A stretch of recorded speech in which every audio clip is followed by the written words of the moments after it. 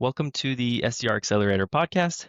I'm your host, Thomas Klusman, and according to recent industry data, the average on-target earnings for small medium business account executives is around $4,500 higher per month than that of SDRs. And what's crazy about that is LinkedIn is full of SDRs stuck in their roles for 2, 3, even 4+ years. And so my goal is to help SDRs make the jump to an AE role as fast as possible. And on this show, I interview successful account executives to uncover how they made the jump from SDR to AE, sharing the right moves to make and what to avoid. Today, we're diving into a success story with Gloria Carr, who's now an account executive at HubSpot, but she started as an SDR at RevGen.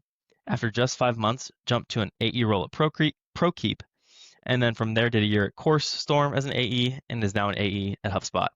How's it going today, Gloria? It's going great. I'm excited to talk to you. Yeah, likewise. Okay, I just want to ask, first and foremost, what made you get into tech sales in the first place? Like, how'd you hear about it? How'd you land the first tech sales job? Yeah, for sure. I was a late bloomer. I would say I had a background in music and teaching, did that for a really long time, had my own lesson studio. And then I think, like a lot of people around COVID, is when I started sort of reevaluating what I wanted to do. I don't think I fully even knew that tech sales was a thing until Hmm. I had a friend who was an SDR. And like, when he told me about his job, I was like, "Oh, I think I would like to do that." I knew I Hmm. wanted something too that was a little more stable than working for myself, running the lesson studio. And, yeah, I applied at RevGen, and the rest is history. So, Yeah, seems like a good move you made. And then just a lot of people are doing well in tech sales, and it's good that you got in then. But I'm yeah, for curious, sure. like going to today, I'm curious what drives you, like what makes you get out of the bed in the morning and makes you able to put up with the good days and the bad days of tech sales. Yeah, for sure. One of the things I love about being in sales is I feel like all different kinds of people wind up here. Hmm. Um, and I think that's really unique. I don't think there are a lot of careers like that where it really doesn't matter if you majored in marketing or communications or whatever. Hmm. No matter your background, you can work hard and be successful. I Financial stability and security was obviously a big reason for me. Hmm. I love the security of working for someone else, but also having the flexibility where if I work hard, I can be compensated, for working hard. Hmm. And so, yeah, I love talking to people. And I really do feel like I'm making an impact, like if I believe in the product I'm selling. And Hmm. thankfully, yeah, I've worked for companies where I do. So, Yeah, absolutely. And even to your first point, it's just funny you bring that up just because I think recruiters have such a hard time, or at least my old managers used to be so confused of like who to look for, because right. you can be successful in sales, like you think you're your traditional frat bro, but then you also have like a nerdy software engineer or a teacher, and like you can be successful for any background. So it's really hard to kind of predict who's going to win, but it's a good No, point. for sure. Yeah, I have noticed there are a lot of athletes, and I feel like in sales, sports analogies are a big thing, and Yeah, they always go over my head. No that's clue. funny. So, That's funny. I'm very competitive, but I was never good at sports, but I always liked playing them. But um, yeah. but yeah, definitely that's pretty funny. Okay, going into your journey, um, I guess first and foremost, you started as an SDR. You kind of caught the tech wave boom in COVID. Did you know you wanted to become an account executive right when you started, or did that kind of develop as you learned more about the different career paths after being an SDR? Yeah, so I guess so first of all, RevGen is unique. It was a unique way to get into tech sales. It's a job, but it's by nature a temporary sales job. They just train you essentially to be an SDR. Hmm. And we were making, 115 cold calls a day. Wow. And it was awesome, and it was a great way to lay the groundwork, but I very quickly realized, like, this is not what I want to do forever. I don't Hmm. just and we would sit on calls with account executives, and through doing that, I was like, "Oh, this is great." It really wasn't until I got into the role as an SDR that I fully understood, I think, kind of the different options that were out there in terms of a path forward. Hmm. Um, so yeah, once I got in, I was like, okay, I want to be sitting in their seat. I want to be the one that's digging in with the questions and really tailoring the solution. So and the way it works with RevGen, it's a 6-month job, Mm-hmm. but if you're hitting KPIs, you can graduate in 4 months. So I was able to graduate in 4 months, took a Wow. month to look for a job, and yeah, ProKeep was my next move. Um, I actually had been reached out to by a recruiter about an SDR role there, and I was like, I'm not interested. This isn't exactly what I'm looking for. And a little bit later, they posted for like a small business account executive, Mm-hmm. and I reached out to the recruiter. I just shot my shot, and I was Wow. like, hey, I know, yeah, I wasn't interested in the SDR role. I am interested in this. I know I don't have closing experience, Mm-hmm. but yada yada yada. These are the reasons I think I'd be a good fit, and they let me interview. So, and I got the job. That's pretty incredible because I think that's one of the hardest jumps to do is going from no closing experience externally to a closing role. And especially, and like oftentimes you only see it for reps who have like 2+ years of SDR experience. But you were able to do that with 4 months of SDR experience. So I'm curious, like I know you just said you reached out to the recruiter, but what did you say to her? And more specifically, like how did you handle that interview um, to convince them to let you to join the team? Yeah, I I think it helped that I had a fair bit of career experience, and this is sales. Like, Hmm. putting yourself forth as a candidate, like, it is selling yourself, and that's kinda what I did. I don't remember exactly what I said because it's been almost 3 years, but Yeah. or I was like, "Hey, I ran my own business." And I had a few other things. I'd done some technical writing. I'd gotten a project management certification, just these things to show that, um, uh, I was qualified in other ways. Once I actually got into the interview process, I had a good enough grasp, even from my sales rep training, of like what is a good discovery call, because that was part of the interview process, like all that Hmm. stuff, Hmm. uncovering pain and all that. So um, I I think my journey really has been a combination of luck. Like, the recruiter said, okay, she let me interview. People giving me the opportunity, but also trying to be strategic in how I've framed my experience Hmm. up until that time. And that is something I would say to anyone who, especially these days, like, the job market is so, um, every role is just saturated with applicants. And I think anything you can do to break the noise by reframing how your experience would be valuable in that role, Hmm. um, I think it's smart to do that. And so that's kind of Hmm. what I did. I didn't let my lack of closing experience be a limitation. I was like, Hmm. hey, I know I haven't done this, but I have done this. And so Yeah. thankfully it Well, I worked out. imagine But that makes sense, but I do imagine you probably had some form of closing experience with that business. You had to close people into your business. It just wasn't tech sales closing experience. Is that exactly, accurate? and that's what I kinda framed it like. I grew a lesson studio to 60 students in a year, and, in a way, like, keeping parents happy, keeping families happy, stuff like that. There were Hmm. definitely some applicable, same with teaching. So, I think no matter kinda what your experience is, then, there are ways that you can, um, yeah, just kinda Yeah, use that to your advantage. that So makes sense. I think that makes sense, and I think in order for you to reach out and have the what's the right word? The like gusto to even apply for SMB rep, like with such little experience, I think that takes confidence. And I think also though, people I think all the time you just hear, oh, just be more confident, but you can't really work confidence up in yourself. I think confidence is a result of, of a past of a history of succeeding. And so I think that past history of success gave you confidence. And then once you get that confidence to reach out and like lean on that confidence, then it comes down to, okay, can you tell a good story? That basically shows conviction and like why you reached out in the first place and why you think you're good for it. So yeah. that's a good framework. No, absolutely, and I mean, I think that's a good point. Like, the narrative of yourself, the narrative of your experience, that's what you're going to be doing as a seller as well, as an Hmm. account executive, is like, like weaving this story together of like pain and solution and all that stuff. So, um, Hmm.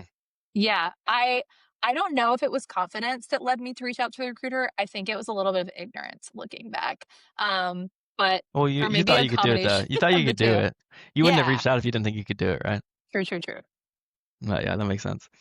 Okay, that touches on that.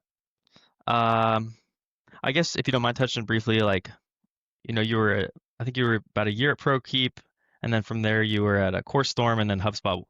Just briefly describe kind of like the thought process of, what made you jump from each of those. Totally. Um, so ProKeep was after I'd been there for a while, they kind of restructured the team. And in the midst of that restructuring, I just wasn't sure if sort of, what I was going to be focused on and sort of how my role was evolving, if that's what I Hmm. wanted to do anymore. Um, so I just kind of casually started looking. And when I saw CourseStorm, it caught my eye because it's ed tech. I have a Hmm. history in education. So I was like, this is cool. I love ProKeep. It's a wonderful product. Of And course. we sell to distributors. I love that. But I was also like, oh, I know the arts and education market, which is really the ideal customer for CourseStorm. Hmm. So yeah, one of those things where I reached out. I remember I did something really unique. So this is when the job market was starting to get so crazy. Yeah. Or maybe it even happened for a while, but I What remember year on was my this? cover letter. 2024. Yeah.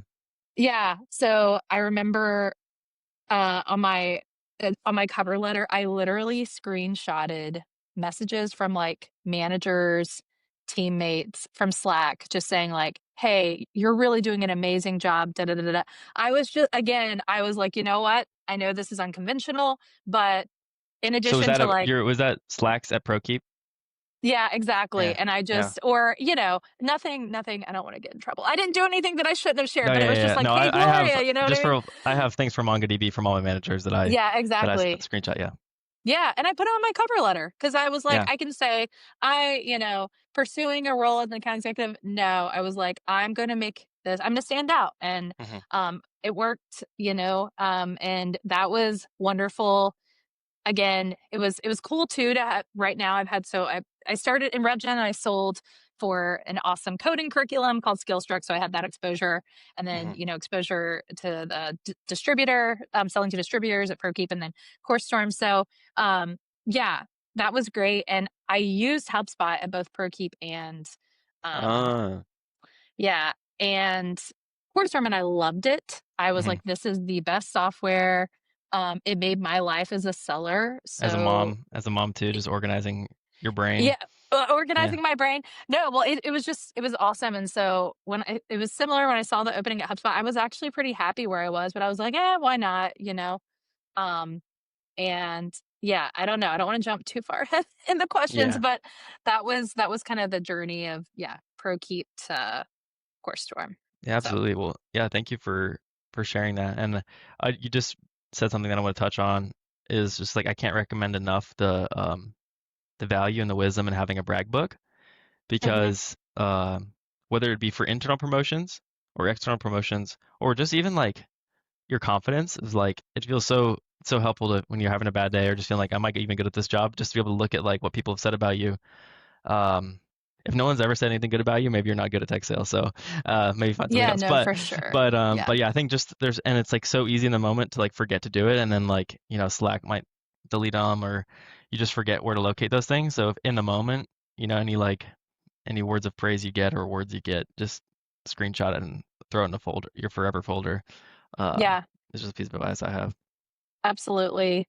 Um, I definitely agree. And I think also, that helps set you apart as like, attainment is it's just a number. Hmm. And you have a stack of 100 resumes and there are all these numbers and it matters, but I think those words are where you're able to kind of really like humanize yourself and stand out. So Absolutely. Yeah, it's like it shows more than just like you're not just talking about yourself. When other people say good things about you, it's more believable. exactly, yeah. Okay, going into your performance, I looked at your LinkedIn stats. You seemed like you kind of killed it everywhere you went.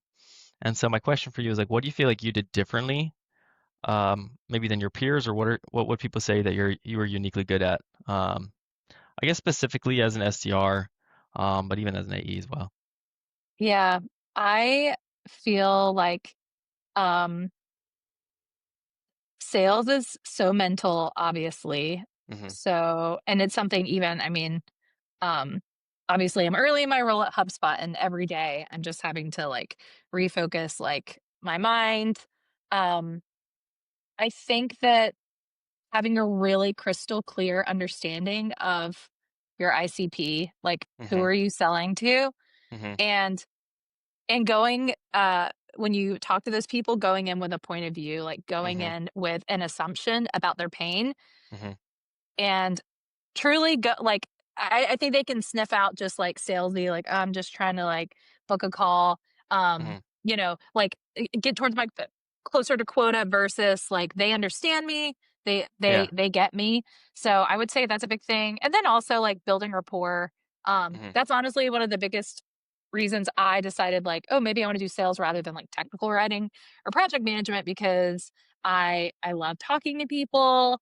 I really thrive on, talking to people. And so I think I know I've heard people say that, my colleagues before, just I break the ice really easily with people. So Yeah, yeah, yeah. yeah. No, that's I think both those things are really valuable, and especially like I'm 100% with you on the ICP because maybe not the other one just because maybe I don't have great rapport, but I'm just kidding. But the ICP thing is like I think it drove me crazy as an SDR that so many people are focused on like having like this tonality on the phone, Yeah, yeah, yeah. and I'm like, yeah, that matters, but it matters way less than like I would say even like your talk track, like your point of view, which matters way less than actually the customer you're reaching out to in your account. And so I think, Totally. and so many, I think people like just blindly call down a list or just like make prospecting lists kind of carelessly. And it's like you can have the smoothest talk track in the world, the smoothest point of view, but if you're talking to someone who like doesn't care, doesn't have that pain or like doesn't have decision making power, it's like such a waste of time. And you think about the number of cadences, follow-up cadences you put them into, and like cleaning up the data and like the additional like calls and emails you send, like all that's wasted if you're like targeting someone who will never buy or who never Yeah. could buy. So I think that's probably like if I had to guess, that's probably like one of your superpowers. Or maybe you Well, just and told me it was, but yeah. I think too, just you brought up like the cadences and sequences and stuff. Hmm. I know that, like, especially depending on how transactional your sale is, especially in SMB, it's really quick. Hmm. Um, so there's only a certain amount that you can personalize at scale. Hmm. But again, like, even something as simple as I've really tried to make my cold outreach really focused on like pain. Hey, this is what I hear. Is this the same for Hmm. you? Not just like, I work for HubSpot. Da, da, da, da. Yeah. Like nobody cares. So, Yeah. again, how do you understand who you're selling to? Hmm. Are you positioning yourself as someone with something valuable, Yeah. to offer? So, Yep, yeah, absolutely. And the good news is once you have a few good emails that like get success, you can even with AI, it's so easy now. You can kind of build a framework as exactly. like a GPT for yourself. I personally don't think you should ever send like at least any like emails to important people fully automated, but like you Sure. want a human in the loop for that stuff. But yeah, once you build out a really good like point like learn how to build out a good point of view, then you can definitely take that and repeat it. So Yeah, personalization at scale is becoming easier for good or for bad. I Um, know. Yeah. okay. And then maybe you touched on this already, but like what were the highest leverage activities you did as an SDR? Um, maybe things that didn't require a lot of effort on your end, but had a pretty big payout or a big payoff for you. Um, I know it wasn't that long ago, but it feels like a long time ago. Hmm. I definitely, uh, we had going back to the email thing, Hmm. we had templates and things that a lot of people were using, but I did really stop and think, like, if I were buying, maybe had a budget to buy this software, would I read this email? And I really tried to ensure that messaging was relevant. And I had a lot of success that way, with kind of Yeah. redoing our the cold email on my team for the products that we were selling. Um, I think also just you just can't make excuses. Like at the Hmm. end of the day, my first manager in that role, we used to talk about eating the frog, and that's so hard to do, but just like make the phone calls. Yep. Um, and even now I have to like kick my own butt to like pick up the phone, just do it. Hmm. But I think just really like not making excuses. It's something your process will and I'm seeing this more and more, the further I go at HubSpot too, your process will make or break you. So just like Hmm. doing the things every Yep. day and not Yep. obsessing about the end goal, just do the things, Yep. prospect every day, pick up the phone every day. So I think just doing them, and the people Hmm. who got, lax on calling at RevGen, like didn't do well. The people, you know what I Yep. mean? Yep. So yeah, it's, That's there so true. truly is there isn't really a secret sauce when it comes to, I think, something like that. Just being Yeah. successful. Yeah. Yeah. I really Perseverance like and that. willing Yeah. to keep iterating and all that stuff. Makes sense. Okay. Um, what was I guess you were only there for 4 months, but what was like the biggest challenge you faced as an SDR, and how did you overcome it? The biggest challenge, and I don't know, this maybe just more personal for me. Hmm. Like obviously it was a lot of work just like making a million phone calls. Hmm. I think for me it was imposter syndrome, and it continues to be, honestly, Hmm. as a seller. Um I I switched to tech sales in my mid-30s, and I was with a bunch of whippersnappers at Yeah. RevGen. I don't know how old you are, I'm but I'm 30. I'm older than the okay. average like Okay, good, good, good. SDR as well. Yeah. Yeah. So I was, I think I was 34 or something when I started. So and the thing is, no one else was thinking anything about that, but I, would get in I my can head definitely about it. I hated being the Yeah. oldest one. Yeah. Yeah, yeah, yeah, yeah. And it was cool. I mean, we had a guy who was actually, he was a retired postal worker in my on my team at Yeah. RevGen, and this was his second act. And I'm Hmm. like, okay, this is great. Like, Yeah. So again, it wasn't anything that anyone was putting on me. It was just my mind. And I think that'll continue to be a thing as a seller. Like you Hmm. get in your head when you see other people being successful. I know I sound like a broken record. You just have to do the things. You just Yeah. have to do the things and not get distracted. Because if you get Hmm. distracted by your feelings or how well or not well other people are doing, um, that'll take you Hmm. away from the things that make you Absolutely. successful. And I think yeah, just to add on to that, I think that the solution is truth. Um, so like that's why you have to kind of preach to yourself what's what's true. Like you have these feelings of things might be putting onto you, or maybe maybe some people do say things, but like the reality is they're not speaking in truth or whatnot. So it's like you said, it's like when your feelings kind of drag you off, it's like recentering to what is true, which is, if I do the things, I'll do well. And if anyone does have anything bad to say, their opinion really doesn't matter. So, Yeah. and just believing those things. Yeah. No, for sure. Um, okay.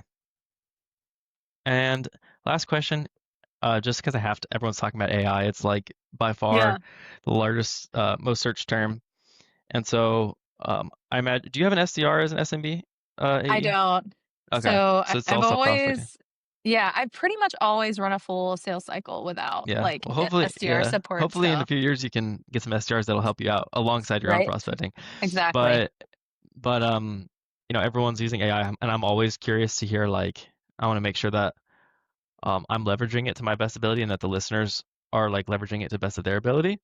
So just curious, like in your specifically more on the prospecting side of things today, or even discovery calls, like how are you like what's your most impactful way you're using AI today?